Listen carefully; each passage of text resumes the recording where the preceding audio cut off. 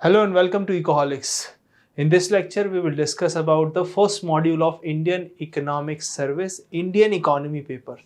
That is the sixth paper in your examination, the last paper. It consists of 11 modules. So what we are doing right now is the first module of this paper 6.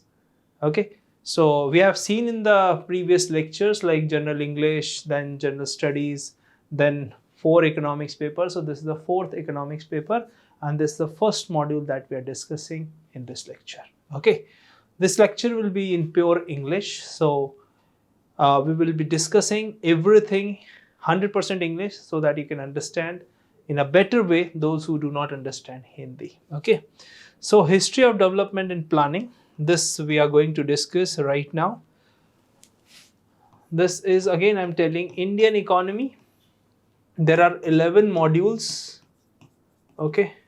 11 modules. And we are discussing this is the first one. First module. Okay. So why it is important? It's a history of development and planning. Now you know that India achieved its independence in the year 1947. Everyone knows that. 1947, and in the year 1950 when we established Planning Commission. Planning Commission for the first time we have established in 1950, to be precise it's on 15th March 1950, and from 1951 we have started with our planning process with the advent of first 5-year plans. Now why it is important? Listen very carefully. Why it is important? India achieved its independence in the year 1947. Policy makers at that time, the Prime Minister Pandit Jawahar Lal Nehru, the opinion at that time of the policy maker was very simple, that in order to become a developed nation or a developed country, a country should have good industrial base. That was the thinking. Okay. Now what is the need of the hour, or what was the need of the hour at that particular time, is to develop good planning process. Why? Because if you understand a little bit of history, Great Depression started in the year 1929 and it lasted for approximately 4 years till 1933. So from 1929 the Great Depression started until 1933 the Great Depression lasted. Now what is important to understand here, that the capitalist system failed. The free market economy failed in the Great Depression. So India's policymakers were very much influenced by the Soviet Union planning process. Soviet Union, Joseph Stalin, if you remember, the great leader of Soviet Union, USSR, what we call, he started planning process in the year 1928. And the planning process was doing pretty well in Soviet Union. So Indian policymakers were thinking that this is the best example of development. And then capitalist economy failed during Great Depression. Then there was a problem in the British economy in the year like 1940s, the decade of 1940s. So Indian policymakers were thinking that the planning process is very good. So they have initiated with 5-year plans on the line of Soviet Union, or what we call USSR, Union of Soviet Socialist Republic. That is the full form of this. So they were thinking that planning process is the best model of development. That's why we have started it. India became independent in 1947. That's why I told you. Then after stabilizing from the partition, the loss of partition, the damages, India started planning process in 1950. This is the reason behind India started planning process. Let's see. So from the examination perspective, this module is very important. You will get questions. You will get minimum 1, maximum 3 to 4 questions from this particular module. Even small, medium or large type of questions can come because it's a big module, history of development and planning. Planning Commission lasted till the year 2015. So you can imagine that just before Niti Aayog, you have to understand each and everything. So what we will do in this lecture, we'll try to understand the chronology, because in answer writing, chronology plays a very important role. Okay, let me tell you. So see, we'll discuss the syllabus. Now syllabus is very simple. If you read the syllabus, it is written on top that alternative development strategies. Now since we are analyzing this syllabus in the 21st century and we are discussing everything about the 20th century, what is important to discuss is to understand what were the options at that time. India adopted some strategy, but what were the other options that India would have adopted, or if India could have adopted, India would have grew dramatically. So this is the syllabus where we can say alternative development strategy we will see. Okay, so this is what I call is syllabus mapping. Now we have to map the syllabus because see my dear students, your aim is to clear the exam. Your aim is not to become an economist, not to become a subject expert, or not to become a scholar. Why? Because you cannot become a scholar in a year. Okay. What is important right now is to clear the exam, and whatever is important for the exam, read only that. Okay. Do not read anything extra which is not required in the exam. Because later on, when you get into the services, you'll have ample amount of time to read extra things. But right now, stick to the plan. Where you have to go, you just see that particular thing only. Okay. You just see the pathway where you have to walk. So right now, what is that pathway? Who will tell you where to walk? In the examination, syllabus. Syllabus gives direction. Okay. The second most important thing is PYQs, previous year question papers. Previous year question paper shows you what they have asked in the past, but syllabus will tell you what they can ask. So what they have asked and what they can ask, if you put together, that will give you the direction. Okay. So right now what we are doing is we are discussing the syllabus. So syllabus mapping, what I say. Number one is goal of self-reliance. Why the goal of self-reliance is important? Why? Because since 1857, Battle of Plassey, till 1947 when India became independence, almost 200 years, 190 to be precise, almost 200 years India was under colonial rule, under the British rule. So after independence, what the goal? The goal is to become self-reliance. We should not be dependent on anyone else. Okay. So how you will achieve that? Two things under it. We are decoding the syllabus because first you have to understand what are the sub points under it. Import substitution. Okay. That's the first thing. Second thing is protection. Import substitution means simple enough. Suppose we are importing oil. Suppose we are importing oil. Oil is coming into India. Okay. Oil is coming into India. India has to pay something to the oil producing countries, maybe foreign exchange reserves. Okay. Then India use it. Now what's the meaning of import substitution? It means whatever we are importing, we should substitute it with the domestic production. So suppose for example, oil is a natural resource. We cannot produce if we do not have.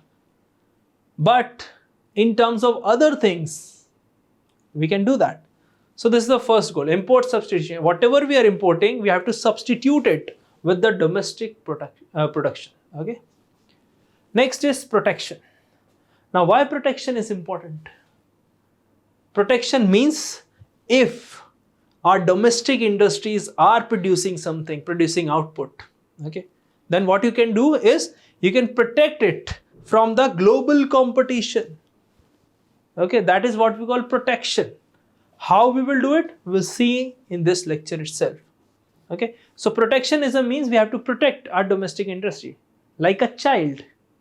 Every parents protect their child or protect their children from the external forces, external sources, okay, or maybe from the domestic as well. But once a particular child becomes an adult, then there's a competition and people go. Like for example, you are also giving competitive examination. You are also competing with several other candidates. And it's a relative race, relative. There's no winner. If you run fast than others, you will be the winner. Okay? So there's no finishing line. It's just you have to do better, relatively better than the other candidates. That's the most important thing. So protectionism. Okay? Then the next, which is mentioned in the syllabus, if you see here, post 1991 globalization strategies. I'll just clean up a bit so that you understand it better. Okay, post 1991 globalization strategies. What is that? Stabilization adjustment packages and the structural adjustment packages. There are two kinds of packages government announced after India experienced economic crisis of 1990. Okay, there was an economic crisis of 1990, if you remember. So that was one of the most important packages. Stabilization adjustment packages. Now here adjustment packages means we are facing something or we are just facing some problem. We have to adjust it from that particular thing. For that we are having the packages. So now what are the keywords here? One is stabilizing and another was is structural. Structural. Now what's the meaning of stabilization? Suppose for example, a particular place experiences earthquake. Then obviously we have to stabilize it. Okay? So that is what we call stabilizing. It means we are facing any problem or crisis. We just want a solution so that it will stabilize. Another is the structural adjustment packages. For example, a place experiences earthquake. After that, the particular land stabilizes. That is a stabilization meaning. Okay? Then what happened? What are structural adjustments? Suppose we are building pakka house. Okay, that concrete houses or building. But we know that if we face crisis, we should be prepared for that. So structural changes means from now on we'll make our home or houses with the help of wood. Wooden pillars, wooden walls. Getting my point? Where we will minimize the losses. So that is stabilization and structural in terms of a layman language. But when we think about economic language, stabilization means when an economy faces turmoil. Okay, like for example, lack of foreign exchange reserves. That was the main problem in 1990 economic crisis. External debt, rising debt, more expenditure, less income, less exports, more imports. That we have to stabilize. How will you stabilize? You will cut down your imports, maybe luxury, and you can increase your exports by producing more. Okay. Economically, how will you stabilize the economy? If you are taking debt, make use of that particular debt for productive purposes. When you go it for productive purposes, it will generate income and will be able to repay our debt. Okay. A structural adjustment packages in the economy means there are some structural things, like for example, composition of GDP, like for example, interest rates, like for example, inflation, GDP, BOP. These are the things we have to structure or we have to change the structure. So what happened after 1991? We opened the economy. That's a change in the structure. And how will you experience the change in the structure? If you see, since 1991, service sector has been growing rapidly. And when the service sector has been growing rapidly, it means there was a change in the structure. So before 1991, it means since independence to 1991, India was majorly agrarian economy. And India was trying to develop industrial base with protection, etc. But after 1991, when you open the economy, when we have a surplus amount of manpower, human resource that indulge into service sector, and service sector seen a rapid growth since 1991. In the current times, you know that service sector is the major contributor of our GDP. Contributes more than 60%, more than. Okay, so that is what we call structural adjustment packages. Now, what are the strategies of post 1991? You can see fiscal reforms, financial sector reforms, and trade reforms. Okay, so how post 1991 globalization strategy? First strategy, what kind of reforms we will bring? Fiscal reforms. That's a part of structural and stabilization policy. Second, financial sector reforms. Here fiscal reforms means government taxes, expenditures, budget related, okay, fiscal policy related. Financial sector reforms means from monetary perspective, the contribution of bank, RBI, etc. Plus capital market, India is a stock market. National Stock Exchange came at that time. Third, trade reforms. Trade reforms means import and export of both merchandise as well as invisibles. Merchandise means when we are importing goods which are tangible, and invisibles means services. Okay, I hope makes sense. Okay. Let's move on to the first topic. This is the goal of self-reliance. Now, goal of self-reliance, what does it mean? I already told you when we were discussing the syllabus that goal of self-reliance was the aim of the policymakers. Now, if we see the definition, self-reliance means avoiding import of those goods which could be produced in the country itself. Like for example, if we can produce good luxury cars, then why we are importing it? We should produce, okay? So if we can produce, we should produce. So just simple self-reliance means avoiding. The keyword is avoiding import of those goods which can be produced in the country itself. It's a very simple sentence. It means those cannot be avoided, that obviously we have to import it. Now, why is it necessary? Why it is important? Okay. First point, protecting economic sovereignty. What's the meaning of sovereignty? Means we can run our government, we can run our country. It's a sovereign country. If you have seen any time preamble of Indian Constitution, some word mentioned in that. Example, PL 480 scheme. 1966, there was a crisis in India, food crisis. Indira Gandhi took help of USA, and under Public Law 480 of USA, they gave grant to India. Recently, if you see, not very recent, but yeah, in the past as well, Sri Lanka faced the economic crisis. So, economic sovereignty is very important, very, very important. It means we should be dependent on ourselves. Okay, like what China is doing, China is creating a debt trap, and that debt trap will be a threat for economic sovereignty of the country. Poor countries are taking projects, they are not able to repay the debt. China is capturing their ports, airports, capturing certain amount of land, which is very strategic. Okay.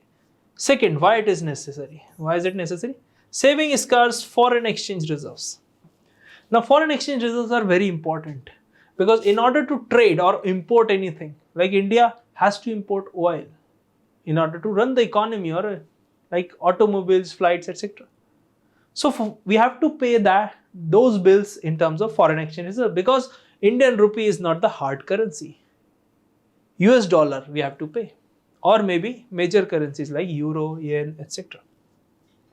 So if we are going for self-reliance, then obviously it will save our scarce resource.